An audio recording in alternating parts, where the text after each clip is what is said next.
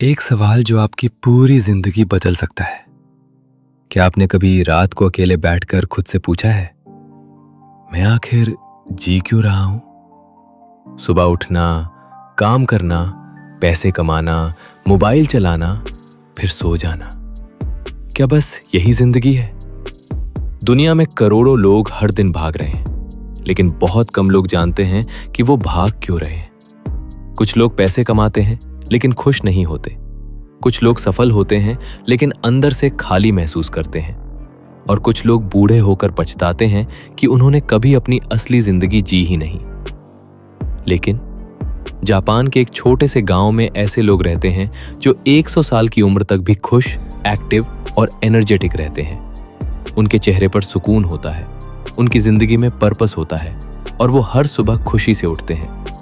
उनका सीक्रेट क्या है? एक शब्द, इकिगाई। इकिगाई मतलब जीने की वजह, वो कारण जिसकी वजह से आप सुबह उठते हो। इस किताब में आपको मिलेगा जिंदगी का असली पर्पस कैसे खोजें, स्ट्रेस फ्री और हैप्पी लाइफ कैसे जिएं, लंबी उम्र का रहस्य, काम और पैशन को बैलेंस कैसे करें, और वो माइंडसेट जो ऑर्डिनरी इंसान को एक्स्ट्रा ऑर्डिनरी बना देता है। तो अपनी आंखें बंद कीजिए, गहरी सांस लीजिए और तैयार हो जाइए उस यात्रा के लिए जो शायद आपकी जिंदगी हमेशा के लिए बदल दे। लेखकों की कहानी, हेक्टर गार्सिया और फ्रांसेस्क मिरालेस। इस किताब को लिखा है दो लोगों ने। हेक्टर गार्सिया एक स्पेनिश लेखक और सॉफ्टवेयर इंजीनियर। उन्हें जापानी कल्चर से बहुत प्यार था। वो जापान गए, वहां सालों तक रहे और उन्होंने देखा कि जापानी लोग दुनिया के बाकी लोगों से अलग क्यों हैं। उन्होंने महसूस किया कि जापान में लोग सिर्फ लंबी जिंदगी नहीं जीते, बल्कि मीनिंगफुल जिंदगी जीते हैं। फ्रांसेस्क मिरालेस एक लेखक, म्यूजिशियन और पर्सनल डेवलपमेंट एक्सपर्ट। उन्हें साइकोलॉजी और स्पिरिचुअलिटी में गहरी रुचि थी। दोनों ने मिलकर दुनिया के सबसे लंबे समय तक जीने वाले लोगों से मुलाकात की, उनकी डेली रूटीन समझी और फिर इस किताब को बनाया। उन्होंने सिर्फ थ्योरी नहीं लिखी, उन्होंने रियल लोगों की जिंदगी से लेसन्स निकाले। और यही वजह है कि यह किताब दुनिया भर में लाखों लोगों की जिंदगी बदल चुकी है। चैप्टर 1, इकिगाई क्या है? जापान में कॉन्सेप्ट है इकिगाई। इकी मतलब लाइफ, गाई मतलब वैल्यू या वर्थ, यानी वो वजह जिसकी वजह से आपकी जिंदगी मीनिंगफुल बनती है। हर इंसान के अंदर एक इकिगाई होता है, लेकिन समस्या ये है कि ज्यादातर लोग उसे खोजते ही नहीं। लोग सोसाइटी की एक्सपेक्टेशंस में खो जाते हैं। डिग्री ले लो, जॉब कर लो, शादी कर लो, पैसा कमा लो, लेकिन खुद से कभी नहीं पूछते, मैं सच में क्या चाहता हूं। इकिगाई 4 चीजों के बीच का इंटरसेक्शन है। What you love, what you are good at, what the world needs, what you can be paid for. जब ये चारों मिलते हैं, वहीं आपका इकिगाई जन्म लेता है।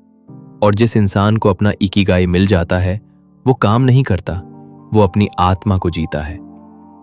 चैप्टर 2, दुनिया का सबसे खुश गांव। जापान का एक गांव है ओकिनावा। यहां दुनिया के सबसे ज्यादा सेंटेनियंस रहते हैं, यानी 100 साल से ज्यादा उम्र वाले लोग। लेकिन हैरानी की बात यह नहीं है कि वो लंबे समय तक जीते हैं। हैरानी की बात यह है कि वो इतने खुश कैसे रहते हैं। वहां के लोग कम स्ट्रेस लेते हैं, हेल्दी खाना खाते हैं, सोशल कनेक्शन बनाए रखते हैं, हमेशा एक्टिव रहते हैं और अपनी जिंदगी का पर्पस जानते हैं। एक 102 साल की महिला से पूछा गया, आप इतनी खुश कैसे रहती हैं? उन्होंने मुस्कुराकर कहा, क्योंकि हर सुबह मेरे पास उठने की वजह होती है। यही इकिगाई है। 3, जल्दी रिटायर मत होइए। मॉडर्न दुनिया हमें सिखाती है जल्दी पैसे कमाओ, जल्दी रिटायर हो जाओ। लेकिन ओकिनावा के लोग रिटायरमेंट में बिलीव नहीं करते। वो जिंदगी भर एक्टिव रहते हैं। क्यों? क्योंकि काम सिर्फ पैसे कमाने का तरीका नहीं है। काम इंसान को पर्पस देता है। जब इंसान पर्पस खो देता है तो वो अंदर से बूढ़ा होने लगता है।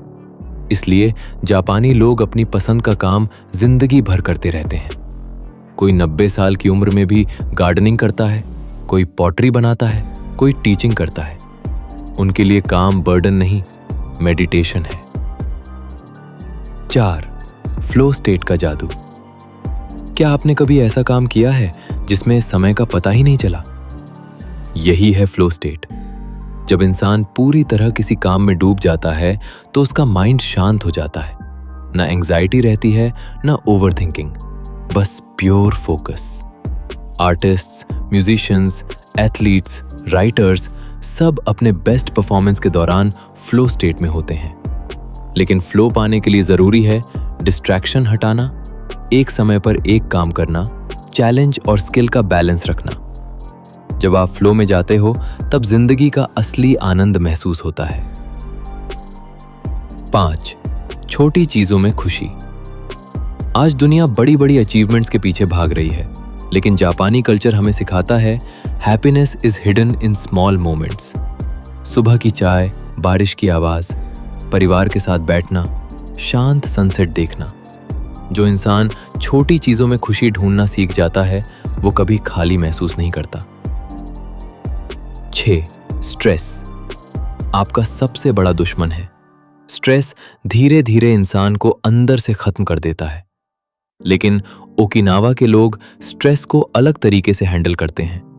वो नेचर के करीब रहते हैं, स्लोली जीते हैं, अननेसेसरी कंपटीशन नहीं करते, रिलेशनशिप्स को इंपॉर्टेंस देते हैं।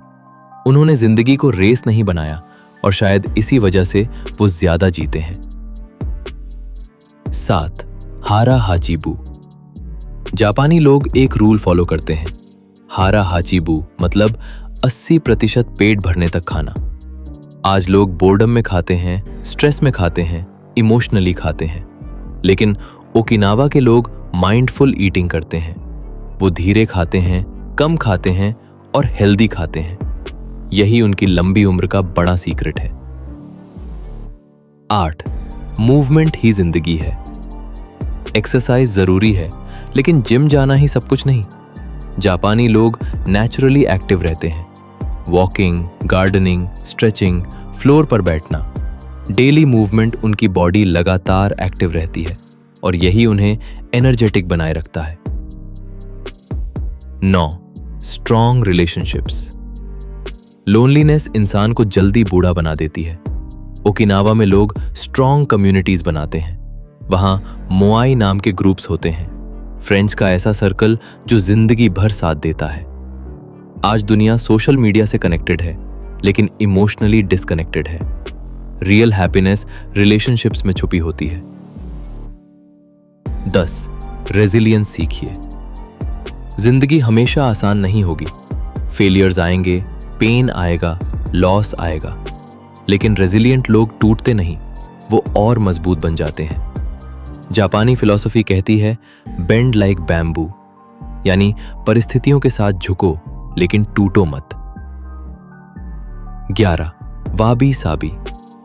मॉडर्न दुनिया परफेक्शन के पीछे पागल है, लेकिन जापानी फिलॉसफी वाबी साबी कहती है इम्परफेक्शन इज ब्यूटिफुल। टूटी हुई चीजें भी खूबसूरत हो सकती हैं। इंसान इम्परफेक्ट है और यही उसे इंसान बनाता है। आपको परफेक्ट बनने की जरूरत नहीं, बस रियल बनिए। 12. प्रेजेंट मोमेंट में जीना सीखिए। हम या तो पास्ट में फंसे रहते हैं या फ्यूचर की चिंता में, लेकिन जिंदगी हमेशा अब में होती है। जापानीज लोग माइंडफुलनेस प्रैक्टिस करते हैं। जब वो खाते हैं तो सिर्फ खाते हैं, जब चलते हैं तो सिर्फ चलते हैं। यही पीस का सीक्रेट है। 13. अपना इकिगाई कैसे खोजे। अब सबसे बड़ा सवाल, मेरा इकिगाई क्या है? अपने आप से यह सवाल पूछिए, कौन सा काम करते समय समय रुक जाता है? कौन सा काम आपको अंदर से जिंदा महसूस कराता है? अगर पैसे की चिंता ना हो तो आप क्या करेंगे? दुनिया को आप क्या दे सकते हैं? धीरे धीरे आंसर्स मिलने लगेंगे। इकिगाई अचानक नहीं मिलता, उसे डिस्कवर करना पड़ता है। 14. डिसिप्लिन बनाम मोटिवेशन। मोटिवेशन टेम्पररी होती है, लेकिन डिसिप्लिन जिंदगी बदलता है।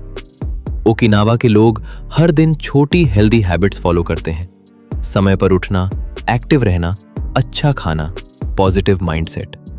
सक्सेस कोई जायंट लीप नहीं, छोटी डेली हैबिट्स का रिजल्ट है। 15.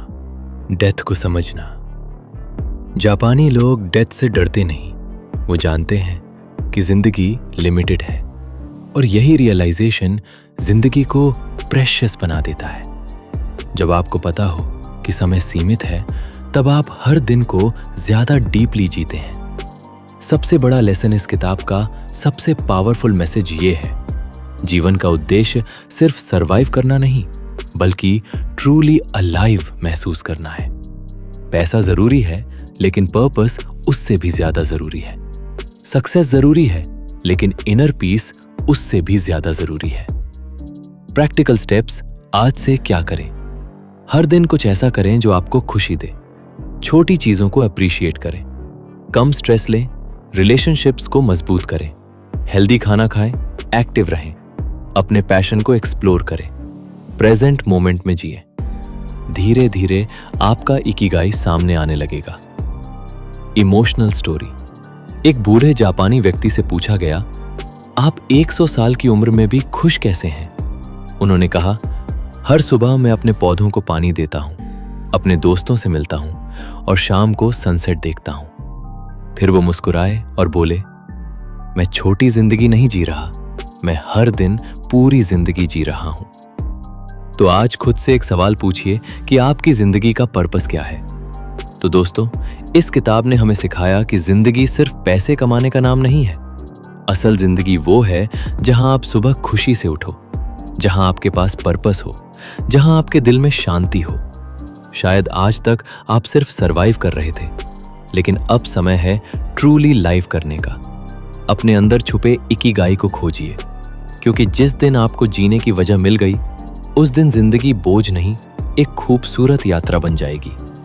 अगर आपको ये ऑडियो बुक समरी पसंद आई हो तो इस वीडियो को लाइक जरूर करें, अपने दोस्तों और परिवार के साथ शेयर करें और ऐसे ही लाइफ चेंजिंग बुक समरीज के लिए बुक बाइट चैनल को सब्सक्राइब करना मत भूलिए, क्योंकि एक अच्छी किताब आपकी पूरी जिंदगी बदल सकती है।